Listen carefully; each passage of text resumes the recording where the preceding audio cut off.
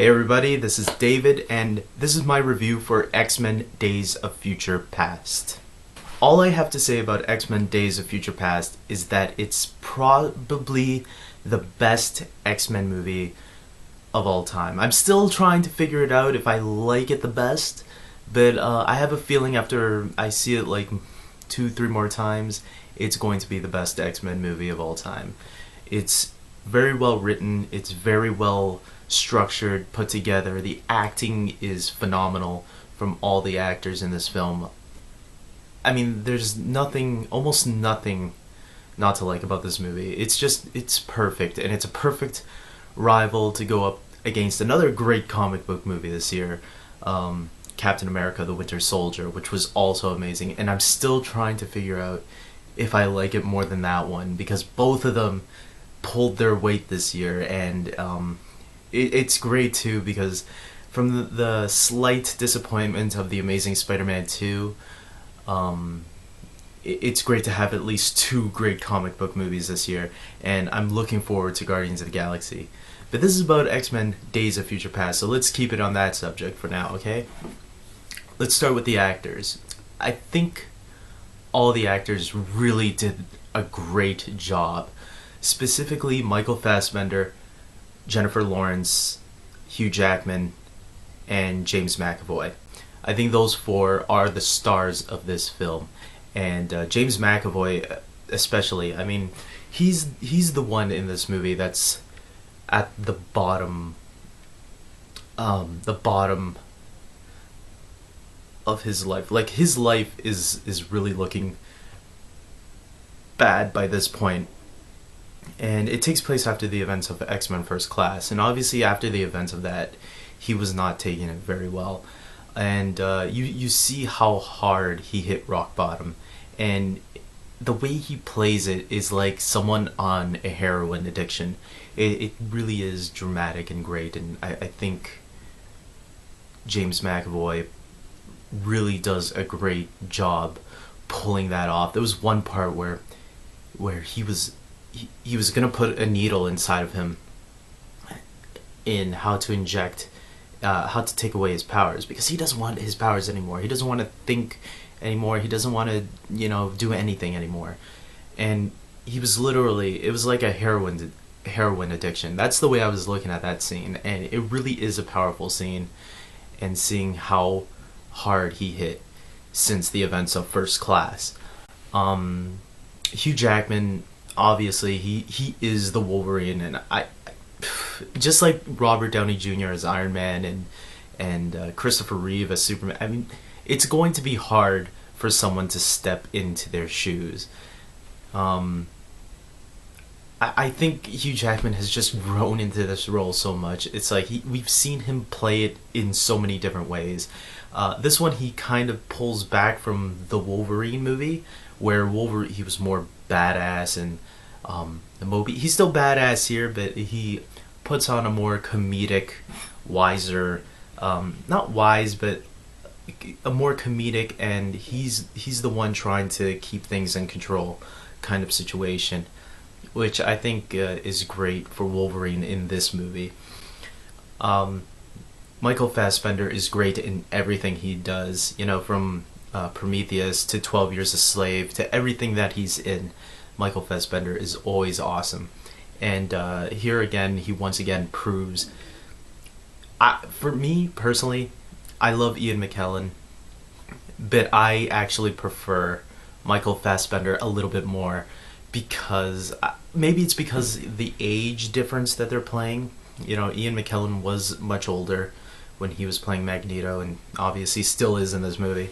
But Michael Fassbender is a more threatening Magneto, and I like that Magneto a lot more.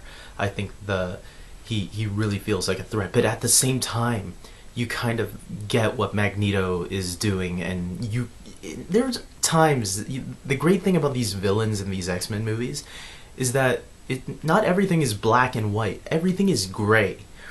And you actually kind of agree with the bad guys once in a while, which is weird because you don't want to agree with the bad guys.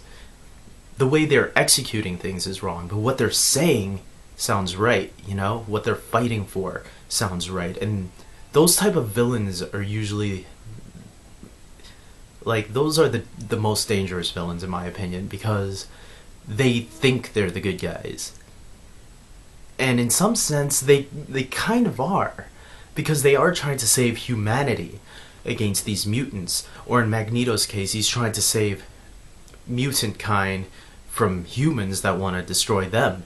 So it's not a black and white picture with these X-Men movies. It's always a gray area where who's right, who's wrong. Technically, both sides have valid points.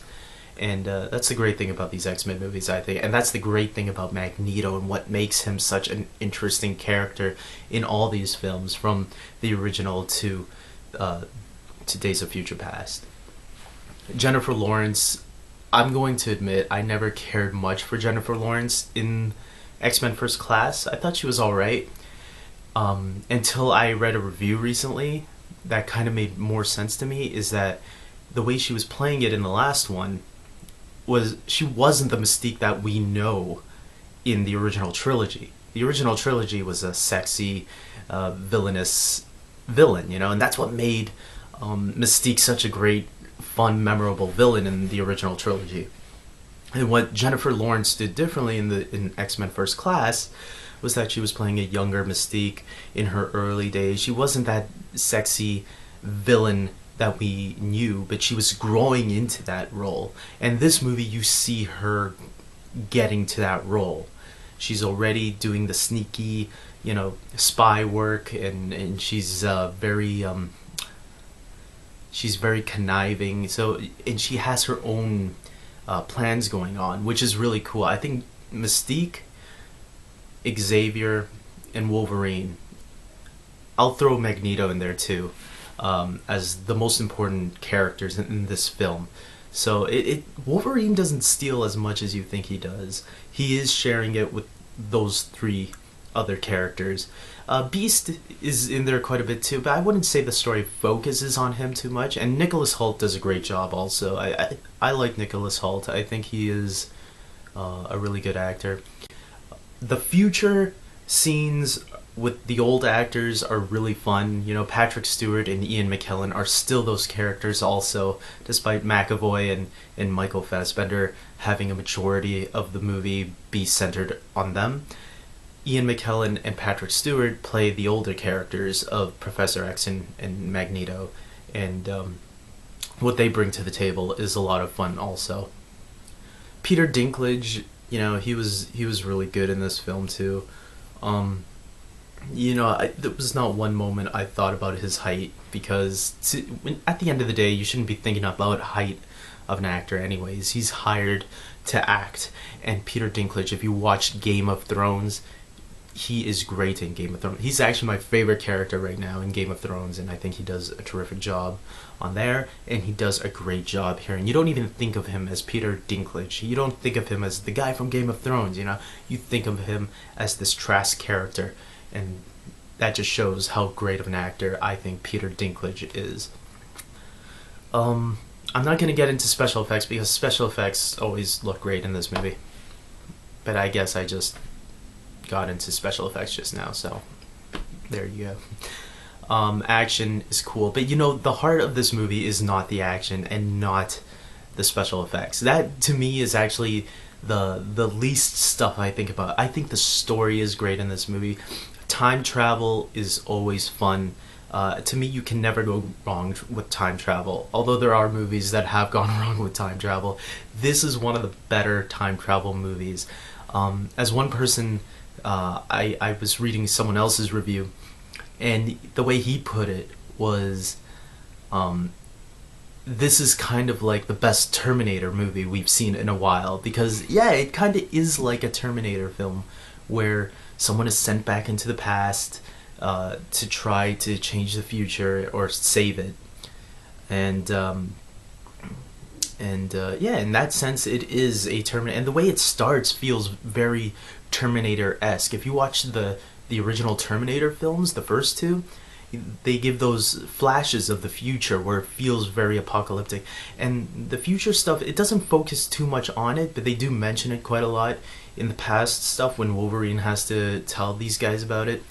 And I think that's like the cool stuff. And then it really, when you see all your favorite characters from the original trilogy plus some new ones, when you see them die, you like, wow, man, this is like feeling, it feels like the end.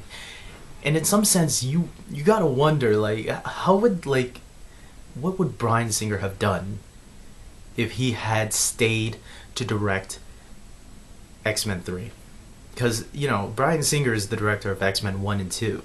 And, like, Days of Future Past is probably his best accomplishment to date. And you know, Bryan Singer has directed some great films. You know, The Usual Suspects and Adapt Pupil and Superman. I know a lot of people are iffy on Superman Returns, but I loved it. And I think I've heard a lot of people say, you know, at the end of the day, it is at least an average movie. So, whether you like Superman Returns, I loved it. I think it's an underappreciated film. And I think Bryan Singer just pulled it off. The only Bryan Singer film I probably hate is Jack the Giant Slayer. But this one is probably, Days of Future Past is probably his best film by far. Final conclusions, you know, I think this is a great film. I think everybody should go see this movie. If you have not seen the original X-Men trilogy, I say watch that first. I'd also say watch X-Men First Class, because this movie is kind of, it's a sequel to X-Men First Class, but at the same time, it wraps up everything from the original trilogy. Everything that was kind of left hanging. Some things that don't make sense. This movie practically covers almost every plot hole that the original films, including X-Men Origins Wolverine and The Wolverine, both Wolverine movies, they practically cover a lot of plot holes that were kind of left hanging and people asking questions like, how come Professor Xavier was walking in that one scene in The Last Stand? Stuff like that. And this is kind of like a giant middle finger to Brett Ratner, who directed the third X-Men movie, because Singer fixed a lot of errors. I don't want to give too much away. I know I'm spoiling already enough, but there's a lot. If you were disappointed by The Last Stand, this movie fixes a lot of that. I don't think you have to watch the Wolverine films to watch this one, although in my opinion, I think every movie in a franchise like this you should watch in order to understand the history of those characters. And this movie, if you do watch all of them, I think you get a more richer history of the original timeline, because this movie kind of, it closes the books on the original timeline, and at the same time it starts a new timeline, because history in this movie has been changed. So now the X-Men movies that we know didn't happen, or didn't happen the way we saw it happen before. Now this allows future writers to be more creative, and they don't have to worry about continuity anymore. They can just, it's if you've seen the new Star Trek films from J.J. Abrams, you'll know what I'm talking about. And if you haven't seen those either, you know, what's wrong with you, man? go and watch good movies that are out there that people have been raving about already. And you know, the great thing about J.J. Abrams Star Trek films is that, you know, the hardcore fans hated J.J. Abrams Star Trek films, while people like me, who never gave a damn about Star Trek before, loved it. So, you know, go out there, rent those movies, buy them, I don't care. They're great films. And the X-Men movies too. I mean, what's wrong with you? This is its 7th movie by now. You should have at least watched 1 or 2 X-Men films. If you haven't, like... But, I mean, this is the franchise that saved comic book movies. And I don't know. I mean, Batman and Robin killed it back in the late 90s. X-Men saved it and showed renewed interest in comic book film. This is the franchise that saved comic book movies, and that's the reason comic book movies are still doing strong today. It's because of the X-Men. Don't forget that. And Marvel was going bankrupt. So not only did they save comic book films, they saved Marvel's ass as well, because Marvel almost went bankrupt in the late 90s. And if it wasn't for X-Men, Marvel would be gone. We probably wouldn't even have an Avengers movie right now. Go and check out X-Men Days of Future Past. Believe me, you won't be disappointed. Check out those 4 movies first if you want a more richer understanding and experience of these characters, because there are a lot of callbacks to those old films, and believe me, you'll enjoy it. That's all.